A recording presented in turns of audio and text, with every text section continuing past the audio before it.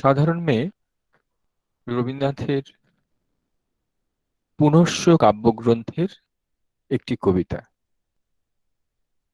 পুনশ্চ রবীন্দ্রনাথের যে কাব্যপ্রবাহ তার শেষ ভাগে রচিত বলা যায়। পুনশ্চ কথাটার অর্থ হচ্ছে পুনরায়। সাধারণত আমরা দেখি, আমরা যখন কিছু শুরু করি এবং প্রায় শেষ করে ফেলি, তারপর যখন দেখতে পাই আমরা আমাদের যা বলা দরকার ছিল, যা বলার ইচ্ছে ছিল, তার সবটা বলা হয়নি, তখন আমরা কি করি?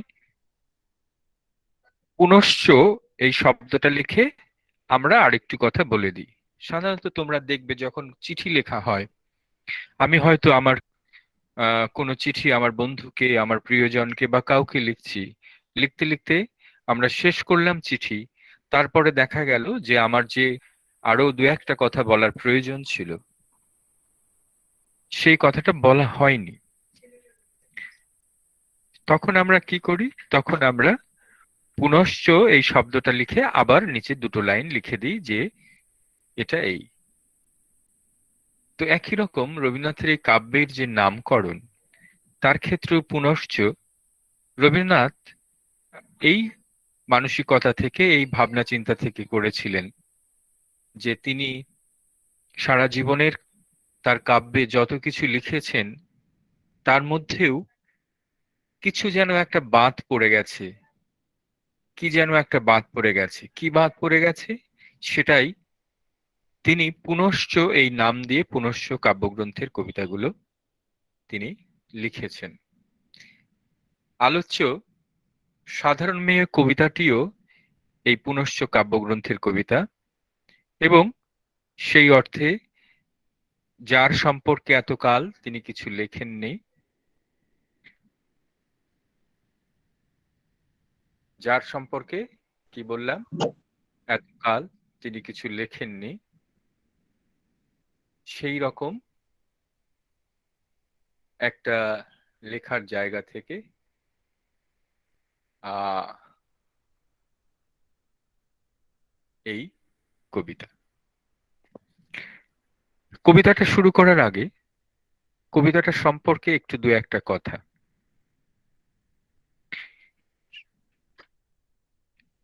এই কবিতায় রবীন্দ্রনাথ একজন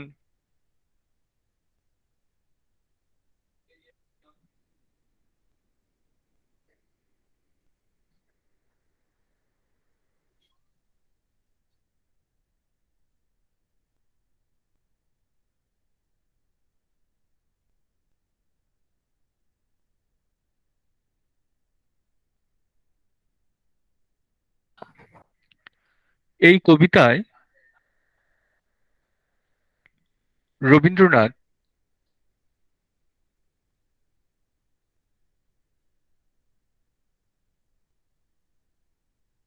এমন একজন মেয়ের একটি গল্প শুনিয়েছেন, যে সাধারণ মেয়ে। তাহলে কি বলবো? সাধারণ মেয়ে কবিতায় রবীন্দ্রনাথ এমন একজন মেয়ের গল্প শুনিয়েছেন, যে সাধারণ মেয়ে। সাধারণ মানে সাধারণ। মেয়েটির নাম মালতী। কবি আমাদের সঙ্গে এই মালতীর যে পরিচয় ঘটিয়েছেন, তার যে প্রাথমিক পরিচয় আমরা পেয়েছি, তা হলো মেয়েটি অন্তঃপুরের মেয়ে।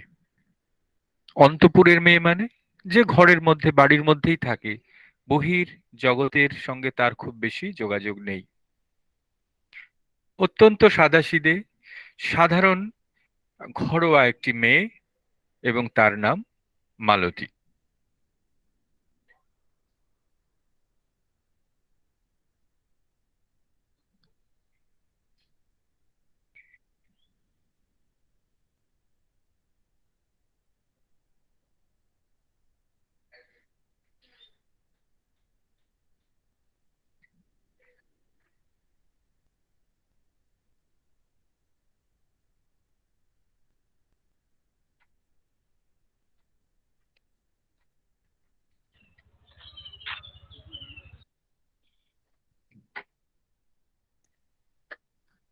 মালতী,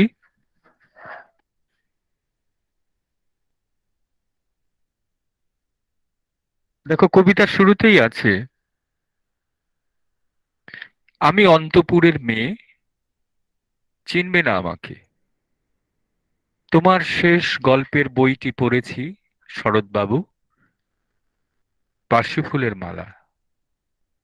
তোমার নায়িকা এলোকেশীর মরণদশা ধরেছিল 25 বছর বয়সে।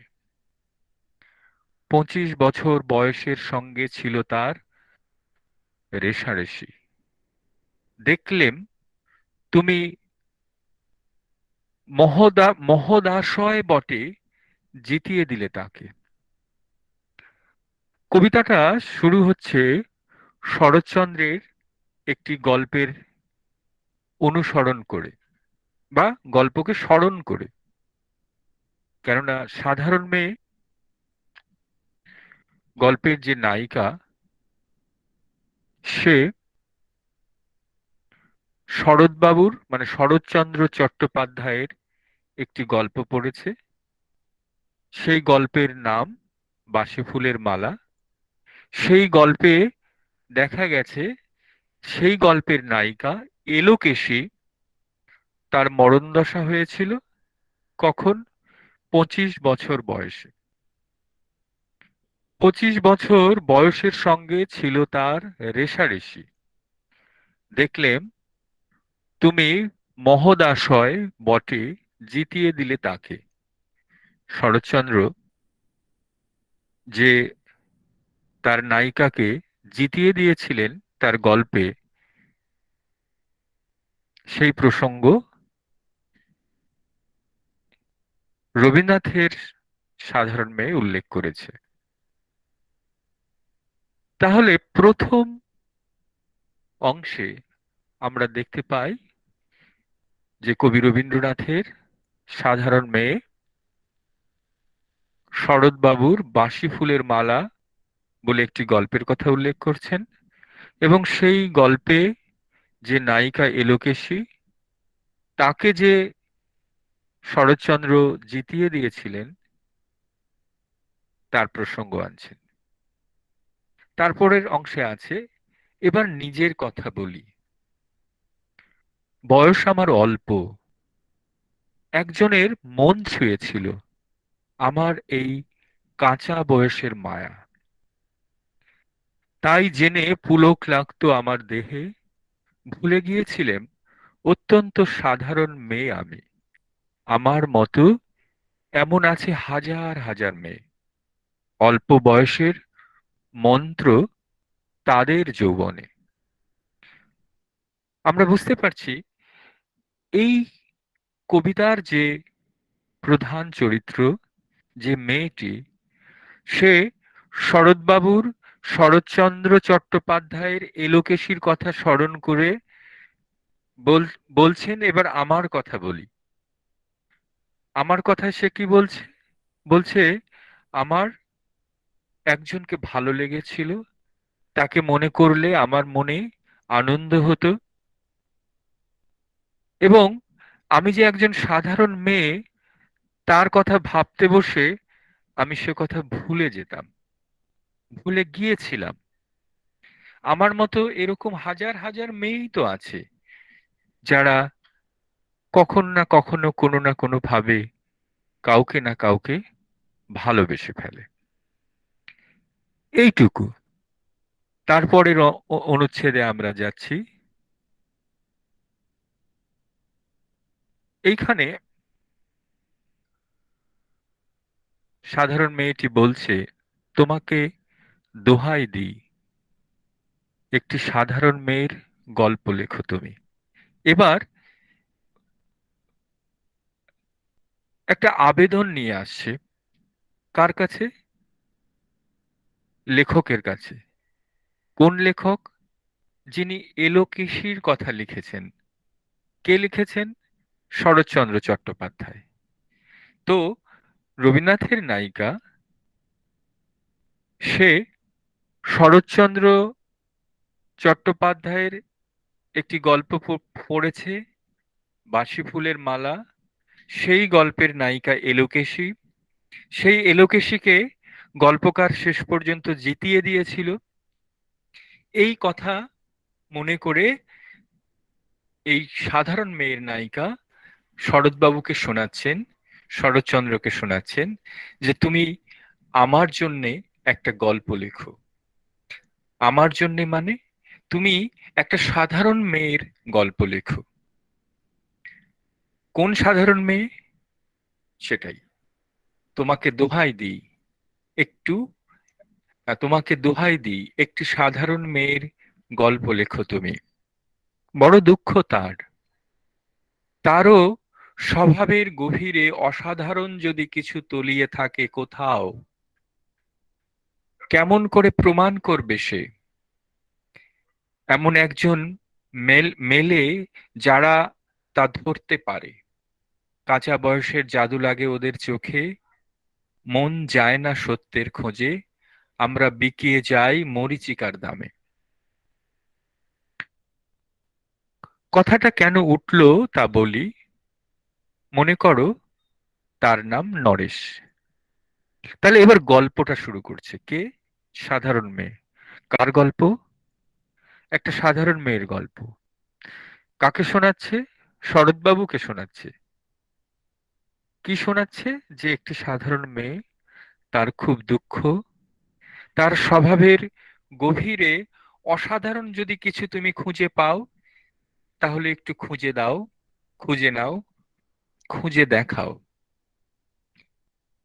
সেও অল্প বয়সে, কাঁচা বয়সে মানে কম বয়সে, সেও কাঁচা বয়সে, অর্থাৎ এইখানে যে লাইনটি আছে, কাঁচা বয়সের জাদু লাগে ওদের চোখে, মানে দুজন অল্প বয়সের ছেলে এবং মেয়ে, তাদের একে অপরকে যে ভালো লাগার গল্প, সেই গল্প এই কবিতার উপজীব্য করতে করেছেন কবি। আর সেই কথা শুনিয়েছে তার নায়িকা সাধারণ মেয়ে। কি গল্প? বলছে কথাটা কেন উঠলো বলি। মনে করো তার নাম নরেশ, মানে একটি ছেলে বা একটি একটি ছেলের চরিত্রকে এখানে নিয়ে আসা হচ্ছে। মনে করো তার নাম নরেশ। সে বলেছিল কেউ তার চোখে চোখে পড়েনি আমার মতো।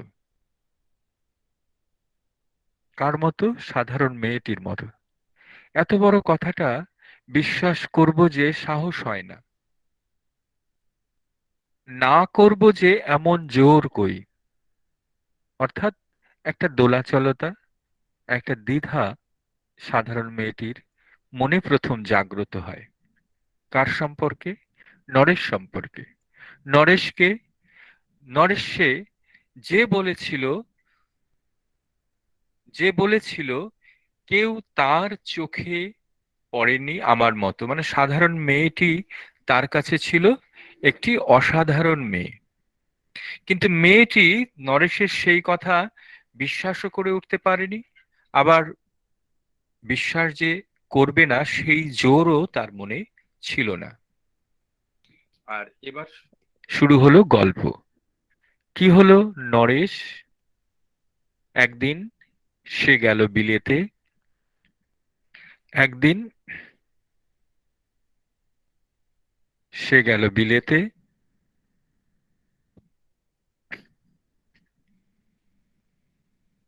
এক চিঠিপত্র পাই কখনো বা, মনে মনে ভাবি রাম রাম, এত মেয়েও আছে সে দেশে,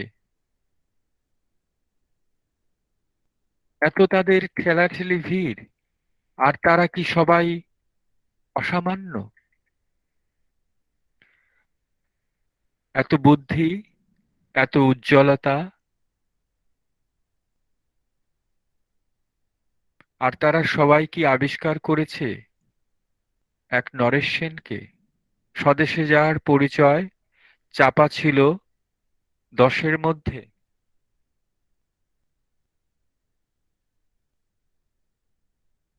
গ্যালোমেলের চিঠিতে লিখেছে, পড়লাম, গ্যালোমেলের চিঠিতে লিখেছে লিজির সঙ্গে গিয়েছিল সমুদ্রের নাইতে। তাহলে আরেকটা চরিত্র আসলো। গল্পটা কিভাবে শুরু হলো?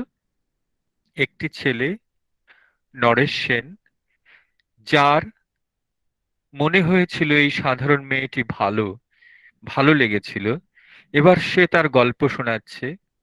নরেশ গেছে বিদেশে, সেখানে থেকে সে চিঠি লেখে এবং গত মেলে মানে মেলের চিঠিতে মানে যে চিঠি আসছে ডাকযোগে, সেই চিঠিতে কার কথা লিখেছে?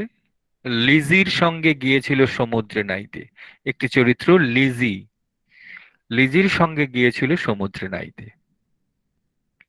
বাঙালি কবির কবিতা কলাইন দিয়েছে তুলে,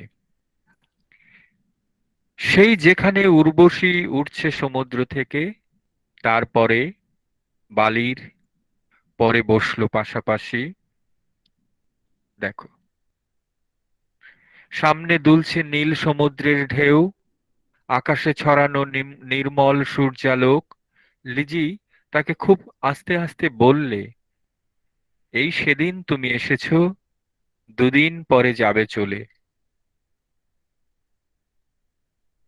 কি বলছি? এই সেদিন তুমি এসেছো, দুদিন পরে যাবে চলে। ঝিনুকের দুটি খোলা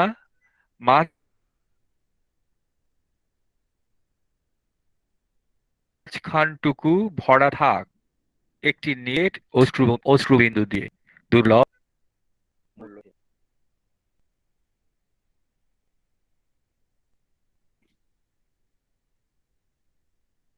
কি বলছে? ঝিনুকের দুটি খোলা মাঝখানটুকু ভরা থাক একটি নিরেট অশ্রুবিন্দু দিয়ে, দুর্লভ মূল্যহীন। মানে তাদের এই অল্প দিনের যে চেনা জানা ভালো লাগা, সেটাকে তারা মূল্য দিতে চেয়েছে। কিন্তু কি মূল্য? দুর্লভ মূল্যহীন। মূল্যহীন মানেটা এইখানে অন্যরকম। মূল্যহীন মানে দামহীন নয়। মূল্যহীন মানে সেই মূল্য যাকে মূল্য দিয়ে কেনা যায় না। এর দাম এমন একটা দাম যা অর্থ দিয়ে পরিমাপ করা যায় না। অর্থাৎ এটা এতটাই মূল্যবান যাকে আমি অর্থ দিয়ে, মূল্য দিয়ে কিনতে পারবো না। একটি অশ্রুবিন্দু, দুজনের মধ্যেকার ভালো লাগার মূল্য। তারপরে বলছে, কথা বলবার কি অসামান্য ভঙ্গি। কার? লিজির কথা বলা হচ্ছে। কার সঙ্গে কথা? নরেশের সঙ্গে। নরেশকে এই সাধারণ মেয়ে কবিতার যে মূল চরিত্র, সাধারণ মেয়েটি। এটা সে কি করে জানলো? নরেশ চিঠিতে জানিয়েছে তাকে তার বিদেশের সেই মেয়েটির কথা, যার সঙ্গে সে স্নান করতে সমুদ্র সৈকতে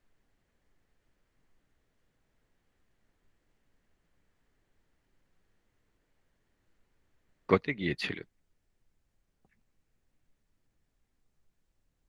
সেই সঙ্গে নরেশ লিখেছে, কথাগুলি যদি বানানো হয় দোষ কি? কি চমৎকার! হিরে বসানো সোনার ফুল কি সত্য, তবুও কি সত্য নয়? এখানে একটা ব্যঞ্জনাবাহী কথা সাধারণ মেয়ে কবিতায় রবীন্দ্রনাথ তুলে দিয়েছেন। নরেশ লিখেছে তার সাধারণ মেয়েকে বিদেশ থেকে, যে লিজি যে বলছে, ঝিনুকের দুটি খোলা, ঝিনুকের দুটি খোলা মাঝখানটুকু ভরা থাক একটি নিরেট অশ্রুবিন্দু দিয়ে, দুর্লভ মূল্যহীন। ঝিনুকের দুটি খোলার মাঝখানে আমরা জানি মুক্ত থাকে, মূল্যবান সামগ্রী থাকে। আর তাদের দুটো জীবনের এই কাছাকাছি আসার যে মুহূর্ত, সেই মুহূর্তটাকে দুজনে দুজনকে ঝিনুকের দুটি খোলার সঙ্গে তুলনা করে মাঝখানে মুক্তোর জায়গায় তারা একটি নিরেট অশ্রুবিন্দু, এক ফোঁটা কঠিন চোখের জল, এইভাবে উপমায়িত করেছে। এবং সেটা কি দুর্লভ, এটা সহজে পাওয়া যায় না, সেটা কি মূল্যহীন, মানে এটাকে অর্থ দিয়ে, মূল্য দিয়ে কেনা যায় না। এই কথাটাকে শুনিয়েছে নরেশ তার সাধারণ মেয়েকে। এবং শুধু তাই নয়, সে আরো বলেছে, নরেশ কি লিখেছে, কথাগুলি যদি বানানো হয় দোষ কি? মেয়েটি লিজি যদি এটা বানিয়ে বলে থাকে তাতেই বা দোষ কি? কেননা তার মনে হয়েছে চমৎকার, তার ভালো লেগেছে কথাগুলো। এবং তাই সে বলেছে, হিরে বসানো সোনার ফুল কি সত্য, তবুও কি সত্য নয়? মানে আমরা একটা সোনার ফুল যেটা অলংকার হিসেবে পরিধান করি, তার মধ্যে হিরে বসানো আছে, সেটা হিরে বসানো সোনার ফুল, কিন্তু সেটা তো সোনার ফুল নয়। কিন্তু ব্যঞ্জনাটা এইখানে, সেটা কি সত্য, তবুও কি সত্য নয়? অর্থাৎ এটার ব্যঞ্জনাটা সত্য, এটার তাৎপর্যটা সত্য, এটার ভেতরের সৌন্দর্যটা সত্য। বুঝতেই পারছো? বুঝতেই পারছো কি? একটা তুলনার সংকেত ওর চিঠিতে অদৃশ্য কাঁটার মতো আমার বুকের কাছে বিধিয়ে দিয়ে জানায়। এবার বুঝতে পারছো এই কথাটা হচ্ছে ওই সাধারণ মেয়ের। আর নরেশ, এটা হচ্ছে নরেশের কথা। নরেশ জানিয়েছে লিজির সঙ্গে তার পরিচয়ের কথা, লিজির সঙ্গে তার, লিজি যে তাকে ভালোবেসে কত কিছু বলেছে, কেঁদেছে, তার কথা। এটা শুনে সাধারণ মেয়েটি শরৎচন্দ্রকে, শরৎবাবুকে বলছে, একটা তুলনার সংকেত ওর চিঠিতে অদৃশ্য কাঁটার মতো আমার বুকের কাছে বিধিয়ে দিয়ে জানায়। কি জানায় সেটা আমরা পরে বলছি। তাহলে শরৎবাবুকে সাধারণ মেয়েটি এবার কি লিখছে? লিখছে, ও যে উপমাটা দিয়েছে, ও যে তুলনাটা দিয়েছে, সেই তুলনাটা একটা অদৃশ্য কাঁটার মতো। চিঠিতে যে দিয়েছে একটি ঝিনুক, কি উপমা দিয়েছে, কি উপমা দিয়েছে? ঝিনুকের দুটি খোলা, মাঝখানটুকু ভরা থাক একটি নিরেট অশ্রুবিন্দু দিয়ে। আর কি বলেছে? হিরে বসানো সোনার ফুল কি সত্য, তবুও কি সত্য নয়? আর এই এই নরেশের এই কথাগুলো সাধারণ মেয়েটির মনে একটা অদৃশ্য কাঁটার মতো বিঁধেছে। তার কষ্ট হয়েছে, যন্ত্রণা হয়েছে, এবং সেই কথা সে তার শরৎবাবুকে জানাচ্ছে, শরৎবাবুকে, যার গল্প সে পড়েছে, তাকে আরেকটি সাধারণ মেয়ের গল্প সে লিখতে বলছে, এবং সেই কথাগুলো সে জানাচ্ছে। এবার কি গল্প শোনাচ্ছে শরৎবাবুকে? আমি অন্তপুরের, আমি অত্যন্ত সাধারণ মেয়ে, মূল্যবানকে পুরো মূল্য চুকিয়ে দিই এমন ধন নেই আমার হাতে। আমি সাধারণ, আমার কাছে সেই ধন নেই যে ধন দিয়ে আমি মূল্যবানকে ক্রয় করতে পারি। ওগো, না হয় তাই হলো, না হয় ঋণী রইলেম চিরজীবন, ঋণী না হয় সারা জীবন থেকে গেলাম। পায়ে পড়ি তোমার, একটা গল্প লেখো তুমি শরৎবাবু, নিতান্তই সাধারণ মেয়ের গল্প, যে দুর্ভাগিনীকে দূরের থেকে পাল্লা দিতে হয় অন্তত ৫-৭ জন অসামান্যর সঙ্গে, অর্থাৎ সপ্তরথিনীর মার। সাধারণ মেয়ের ভালোবাসার গল্প নরেশের সঙ্গে। নরেশ বিদেশে গেছে, সেইখান থেকে সে চিঠিতে জানায় অনেক অনেকের সঙ্গে তার আলাপ হয়, অনেকেই তাকে ভালোবেসে ফেলে। এবং সে কথা যখন এই সাধারণ মেয়েটি জানতে পারে চিঠির মধ্যে দিয়ে, তখন সে কি বলে? সে দুর্ভাগিনীকে দূরের থেকে পাল্লা দিতে হয়।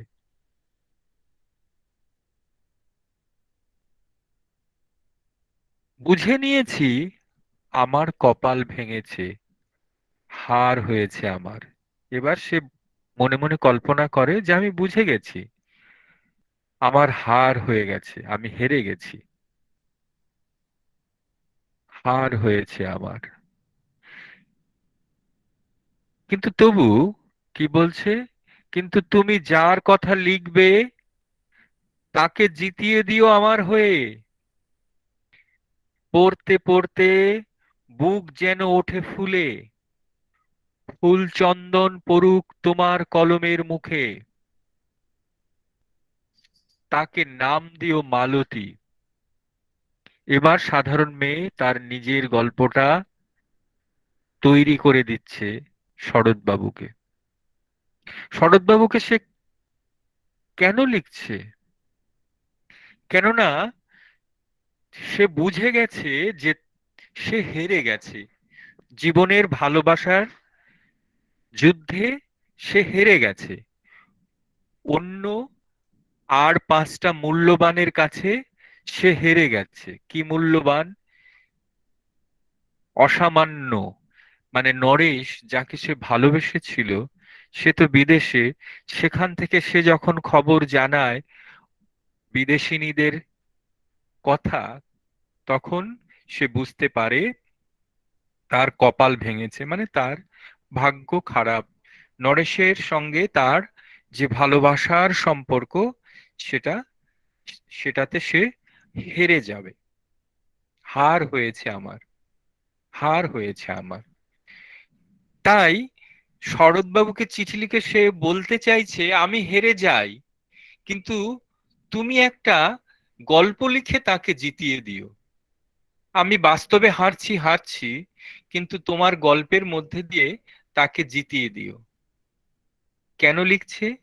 কেননা কবিতার শুরুতেই আমরা পড়েছিলাম যে তোমার একটা গল্প পড়েছি আমি, সাধারণ মেয়েটা বলছে, তোমার একটা গল্প পড়েছি আমি, যে গল্পটার নাম বাসি ফুলের মালা। সেই গল্পে যে এলোকেশী বলে যে নায়িকা, তাকে তুমি জিতিয়ে দিয়েছো। তাই আমি তোমাকে চিঠি লিখছি, তুমি আমার মতো একজন সাধারণ মেয়ের যে গল্পটা তোমাকে লিখতে অনুরোধ করছি, তাকেও তুমি জিতিয়ে দিও। সেটাই। কিন্তু তুমি যার কথা লিখবে তাকে জিতিয়ে দিও আমার হয়ে। পড়তে পড়তে যেন ফুলে ওঠে বুক, বুক যেন ফুলে ওঠে, ওঠে ফুলে। এবং তার লেখনীর প্রতি সে সম্ভ্রম প্রকাশ করেছে, বলেছে ফুল চন্দন পড়ুক তোমার কলমের মুখে। এবার গল্পটা কি লিখতে বলছে? তাকে নাম দিও মালতী। ওই নামটা আমার। সাধারণ মেয়ে এবার তার নিজের নাম প্রকাশ করছে, কি? মালতী। ওই নামটা আমার। ধরা পড়বার ভয় নেই, এমন অনেক মালতী আছে বাংলাদেশে। তারা সবাই সামান্য মেয়ে। তারা ফরাসি জার্মান জানে না, কাঁদতে জানে। শরৎবাবু, তুমি যে সাধারণ মেয়েটার গল্প লিখবে আমার হয়ে, তার নাম তুমি মালতী রেখো।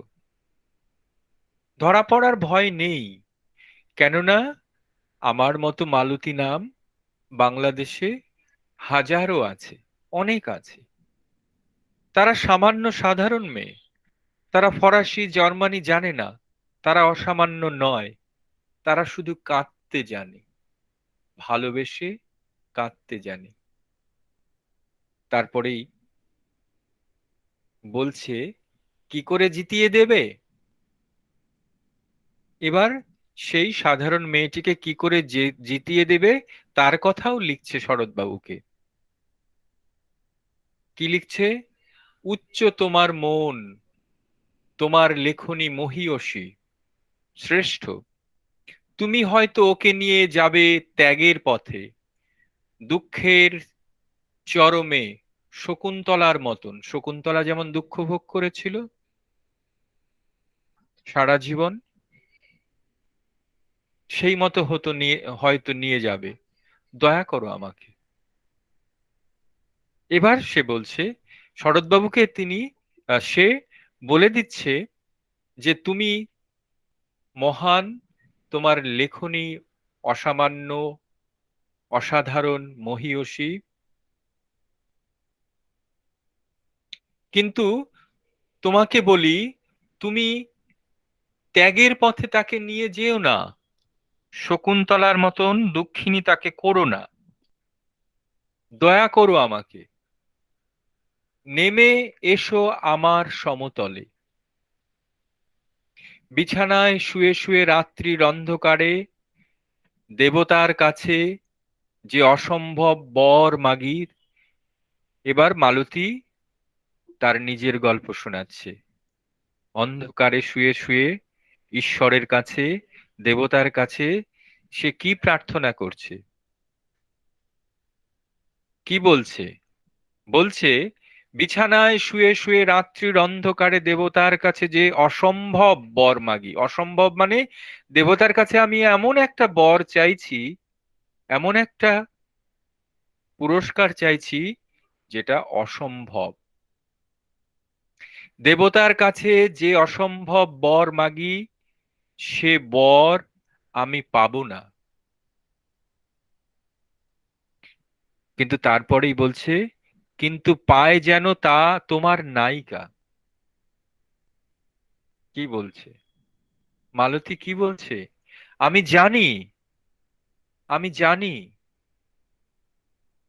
আমি যা চাই, দেবতার কাছে যে বর প্রার্থনা করি, আমি সেটা পাবো না। কিন্তু তুমি তোমার গল্পের মধ্যে দিয়ে তোমার নায়িকাকে তুমি সেটা পাইয়ে দেবে। অর্থাৎ এবার সাধারণ মেয়েটি বাস্তবে যা সম্ভব নয় সেটা গল্পে সম্ভব করে তুলতে চাইছে। তাই সে লিখছে শরৎবাবুকে। রাখো না কেন নরেশকে 7 বছর লন্ডনে। এবার গল্পটা, নরেশ 7 বছর লন্ডনে থাকবে, বারে বারে ফেল করুক তার পরীক্ষায়, আদরে থাক আপন উপাসিকা মণ্ডলীতে। উপাসিকা মণ্ডলী মানে বিদেশে, লন্ডনে তাকে যে মেয়েরা উপাসনা করে, ভালোবাসে, তাদের সঙ্গে থাক। ও বারবার ফেল করুক, করে ওইখানেই থাক। ইতিমধ্যে মালতী পাশ করুক এমএ। গল্পটা মালতী নিজেই শুনিয়ে দিচ্ছে যে বাস্তবে হয়তো আমি হেরে যাব, কিন্তু তোমার নায়িকা মালতীকে তুমি কিভাবে এগিয়ে নিয়ে যাবে। একদিকে নরেশকে লন্ডনেই রেখে দেবে, সে বারবার ফেল করে ওইখানেই থেকে যাবে। আরেকদিকে মালতী এমএ পাশ করবে কলকাতা বিশ্ববিদ্যালয়ে, গণিতে প্রথম, তোমার কলমের এক আঁচড়ে, মানে গল্পে লিখলেই গণিতে প্রথম। কিন্তু ওইখানেই যদি থামো, তোমার সাহিত্য সম্রাট নামে পড়বে কলঙ্ক। কিন্তু ওইখানেই ওকে গণিতে প্রথম, এমএ করে মানে অঙ্কে প্রথম ভাগে এমএ পাশ করাও, ওইখানেই থামলে হবে না, তুমি থামবে না, তাহলে তোমার সাহিত্য সম্রাট নামে কলঙ্ক হবে। আরো এগোতে হবে, আরো লিখতে হবে। আমার দশা যাই হোক, আমি নরেশকে ভালোবেসে আমি যাই পাই, আমি জানি আমি হেরে যাব, আমি যে হেরে যাই তাতে কোনো অসুবিধে নেই। তুমি তোমার নায়িকাকে, ওই আমার নামের ওই মালতীকে জিতিয়ে দেবে। সে এমএ পাশ করবে গণিতে। খাটো করো না তোমার কল্পনা, তোমার কল্পনাকে ছোট করে করো না, খাটো করে ফেলো না। তুমি তো কৃপণ নও বিধাতার মতো। এবার শরৎচন্দ্রকে বিধাতার চাইতেও মহৎ হিসেবে দেখাচ্ছেন এই সাধারণ মেয়ে কবিতার নায়িকা। কি বলছে, তুমি তো কৃপণ নও বিধাতার মতো। মেয়েটাকে দাও পাঠিয়ে ইউরোপে। এবার মেয়েটাকে গণিতে এমএ করার পরে সে ইউরোপে পাঠাও, যাক ইউরোপে। সেখানে যারা জ্ঞানী, যারা বিদ্বান, যারা বীর, যারা কবি, যারা শিল্পী, যারা রাজা দল বেঁধে আসুক ওর চারদিকে। এবার বিদেশে যাওয়ার পরে মালতী যখন বিদেশে যাবে, তখন যারা জ্ঞানী, যারা বিদ্বান, যারা বীর, যারা কবি, যারা শিল্পী, যারা রাজা, তারা সবাই দল বেঁধে আসুক ওর চারদিকে। জ্যোতির্বিদের মতো আবিষ্কার করুক ওকে। মানে ওই সাধারণ মেয়েটিকেও সবাই জানুক, চিনুক। জ্যোতির্বিজ্ঞানীরা যেমন আকাশে নক্ষত্র আবিষ্কার করে, তেমনি ওকে আবিষ্কার করুক, শুধু বিদুষী বলে নয়, নারী বলে। বিদুষী মানে বিদ্বান। বিদ্বান আমরা ছেলেদের বলি বিদ্বান, আর মেয়েদের বলি বিদুষী। মানে শিক্ষিত মেয়ে হলো বিদেশী, বিদুষী। তাহলে মালতী বিদেশে যাবে, ইউরোপে যাবে, এবং তাকে চারদিক থেকে সব জ্ঞানী গুণী বিদ্বান বীর শিল্পী রাজা দল বেঁধে আসবে, ওকে আবিষ্কার করবে জ্যোতির্বিদের মতো। কিন্তু কি হিসেবে? শুধু বিদেশি বলে নয়, নারী হিসেবেও। মানে সে শুধু জ্ঞানী নয়, শুধু বিদ্বান নয়, সে শ্রেষ্ঠ নারীও। ওর মধ্যে যে বিশ্বজয়ী জাদু আছে, ধরা পড়ুক তার রহস্য। মুরের দেশে নয়, যে দেশে আছে সমজদার, আছে দরদি, আছে ইংরেজ জার্মান ফরাসি, ইউরোপে পাঠাও। ইউরোপে গিয়ে ওকে সবাই আবিষ্কার করুক। তাহলে সাধারণ মেয়ে মালতী কি বলছে, এদেশে নয়, ওকে এখান থেকে এমএ করার পরে বিদেশে পাঠাও, ইউরোপে যাক, সেইখানে সবাই ওকে আবিষ্কার করুক। এবং তাকে শুধু বিদুষী বলে নয়, বিদ্বান বলে নয়, নারী, শ্রেষ্ঠ নারী হিসেবে সবাই আবিষ্কার করুক।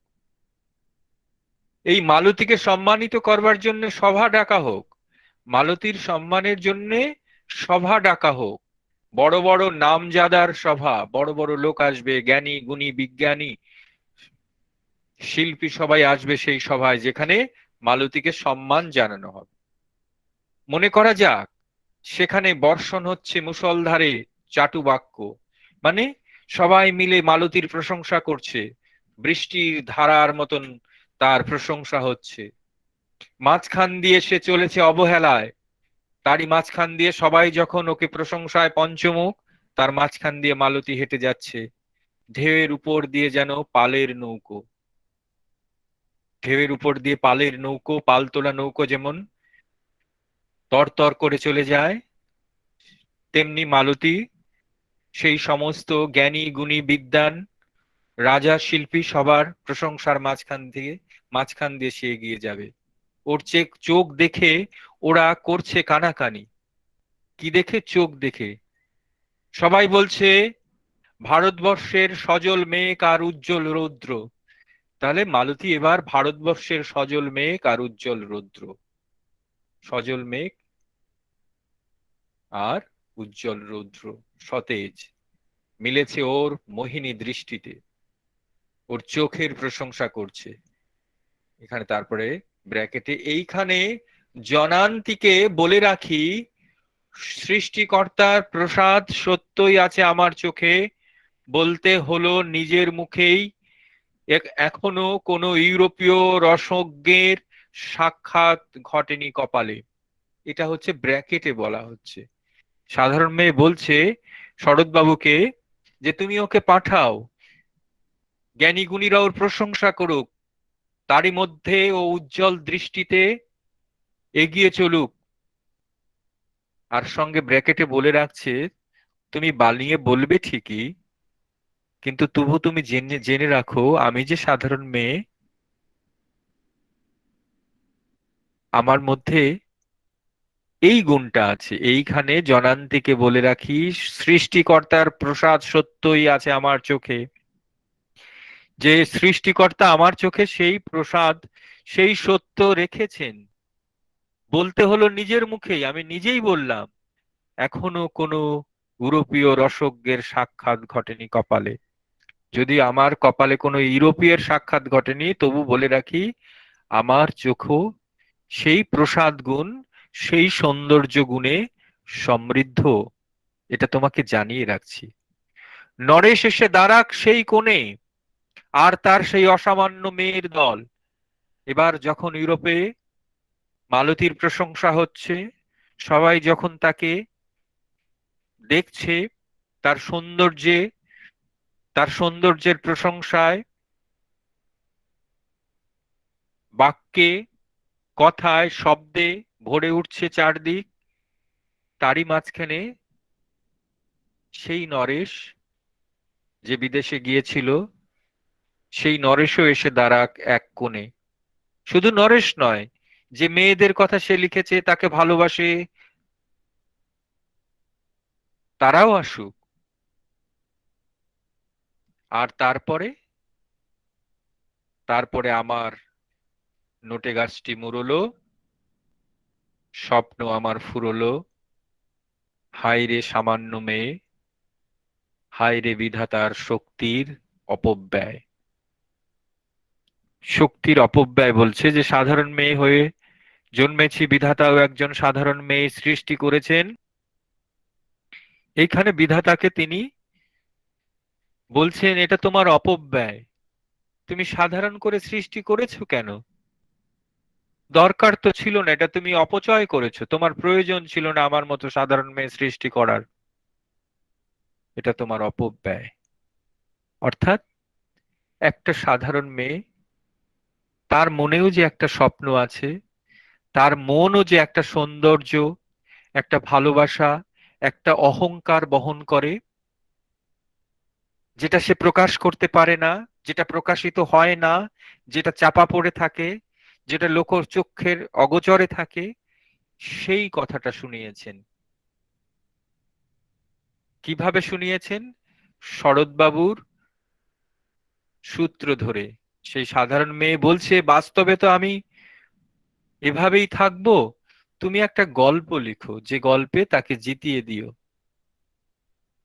অর্থাৎ একটি সাধারণ মেয়ের মনেও যে একটি স্বপ্ন আছে, একটি আশা আছে, একটি ভালোবাসা আছে, যেটা বাস্তবে কখনোই সম্ভব হওয়া সম্ভব নয়, সেটাকেই গল্পে বাস্তব করতে বলেছে সেই সাধারণ মেয়ে। সেই জন্য সে শরৎবাবুকে লিখেছে।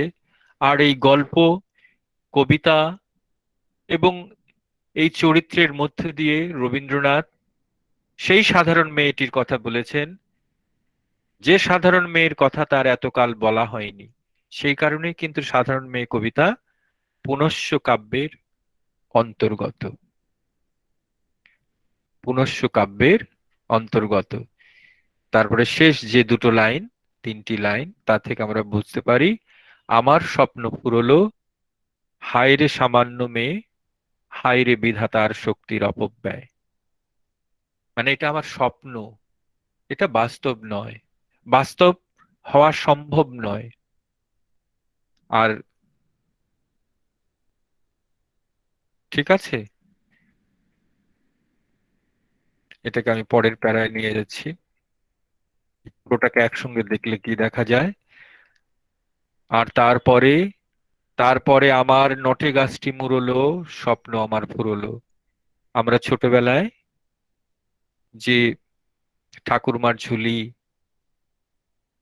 বা ঠাকুরমা ঠাকুরদাদাদের মুখে যে রূপকথার গল্প শুনি, রূপকথার গল্প মানে অবাস্তব গল্প, সেই গল্পের শেষে একটা শব্দ প্রচলিত, হঠাৎ করে গল্প শেষ হয়ে যায়, আমার গল্প ফুরলো, নোটে গাছটি মুড়লো, বলে শেষ। সেই গল্প, গল্প, গল্প।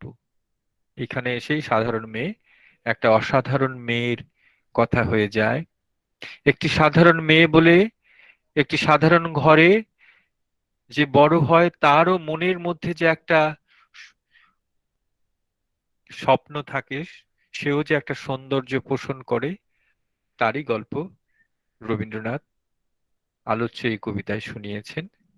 এবং সেই কারণেই সাধারণ মেয়ে এই কবিতাটি একটি সাধারণ মেয়ের কবিতা হয়েও এক অসাধারণ স্বপ্নের রূপকথা। সাধারণ মেয়েটার যে একটা অসামান্য অসাধারণ সৌন্দর্য মনে ছিল, তারই রূপকথা। এটুকুই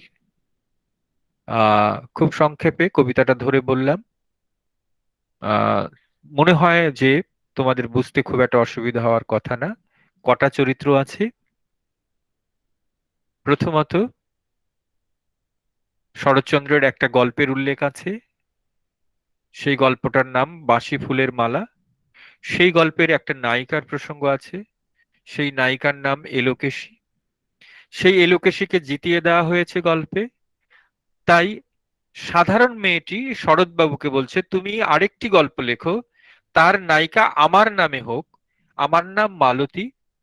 মালতী একজন সাধারণ মেয়ে, সে নরেশকে ভালোবেসেছে, নরেশ বিদেশে থাকে, তার সঙ্গে সব বিদেশি জ্ঞানী গুণী সৌন্দর্যে ভরা অসামান্য মেয়েরা তাকে ভালোবাসে, তাকে সম্মান করে, তাকে খাতির করে। কিন্তু এই সাধারণ মেয়েটিও তাকে ভালোবাসে। আমি জানি বিধাতা তাকে জিততে দেবে না, সে জিতবে না, সে হেরে যাবে, কিন্তু তবু তোমাকে বলি, তোমার গল্পের মধ্য দিয়ে সেই মেয়েটিকে, সেই সাধারণ মেয়েটিকে, সেই মালতীকে তুমি জিতিয়ে দেবে। কি করে? তুমি এক কাজ করো, তুমি ওই নরেশকে বিদেশে ওইখানে যেখানে পড়তে গেছে সেইখানে কয়েক বছর ফেল করুক, গল্পের কথায় লিখতে বলছেন। তারপর এদিকে তুমি সাধারণ মেয়েটিকে গণিতে এমএ পাশ করুক, সাধারণ মেয়েটি, সে বিদেশে যাক, জ্ঞানী গুণী সবার মাঝখানে সে প্রশংসিত হোক, তারই মাঝখানে দূর থেকে যেন এটা দেখা যায় নরেশ এসছে তাকে দেখতে। কিন্তু এটুক তো স্বপ্ন, বাস্তব নয়। তাই গল্প শেষে আমার গল্প ফুরলো, নোটে গাছটি মুড়লো, বা আমার গল্প ফুরলো, এরকম ভাবে একটা স্বপ্নের, একটা সাধারণ অন্তপুরের মেয়ের মনেও যে একটা সৌন্দর্য বোধ, একটা স্বপ্ন, একটা ভালোবাসার অবতারণা হতে পারে, সেই কথাটা আলোচ্য এই কবিতায় রবীন্দ্রনাথ শুনিয়েছেন। খুব সহজ করে, কবিতার ভাষাও সহজ, তোমরা একবার পড়ে নিও। আমি কবিতাটা তোমাদের গ্রুপে দিয়ে দেব। ঠিক আছে? কারোর আহ কোনো বক্তব্য এই নিয়ে যদি থাকে? স্যার আহ, স্যার খুব ভালো লাগলো কবিতাটা, আর আপনার ভালো লাগ বোঝানোটাও খুব ভালো। হ্যাঁ, খুব ভালো লাগছে। এবার পড়ে নাও। এটা আমাদের, এটা একটা স্বপ্ন। প্রত্যেকটা স্যার, মানুষের মনে একটা স্বপ্ন থাকে, কিন্তু এই স্বপ্নটা সাধারণ হিসেবে যত সুন্দর আহ, আকারে আমাদের মনে আহ, জমাট বাঁধে, অন্য ক্ষেত্রে ততটা হয় না। আমি একজন সাধারণ, তবু আমার মনে একটা অসাধারণ অসামান্য স্বপ্ন বাসা বাঁধতে পারে। সেটাকে বাস্তব, আহ, সেটা বাস্তব রূপ নাও পেতে পারে, কিন্তু সেটা স্বপ্ন হলেও সত্যি। কবিতার মধ্যে একটা লাইন তোমরা দেখবে, হিরে বসানো সোনার ফুল কি সত্য, তবুও কি সত্য নয়। হিরে বসানো সোনার ফুল সত্যকারের ফুল নয়, কিন্তু তবু তার একটা আহ অন্য সত্যতা আছে, যেটা মনে মনে তৈরি হয়, মনের সত্যতা। সেই দিকটি রবীন্দ্রনাথ এখানে বিশেষ করে গুরুত্ব দিয়েছেন। আমি কবিতাটা কিছু পরে, এখন একটা অন্য ক্লাস আছে, তারপরে তোমাদের গ্রুপে পোস্ট করে দেব। আর তোমরা এখন অ্যাটেন্ডেন্সটা দিয়ে দিবে। কি করে অ্যাটেন্ডেন্স দিতে হয়, লিংক থেকে আমি লিংক পোস্ট করে দিচ্ছি, অ্যাটেন্ডেন্সটা দিয়ে দিবে, তোমরা জানো। ইনবক্স মেসেজে যাও, ইনকল মেসেজে গিয়ে লিংকে ক্লিক করে সেম 4 ডিএসসি, ঠিক আছে।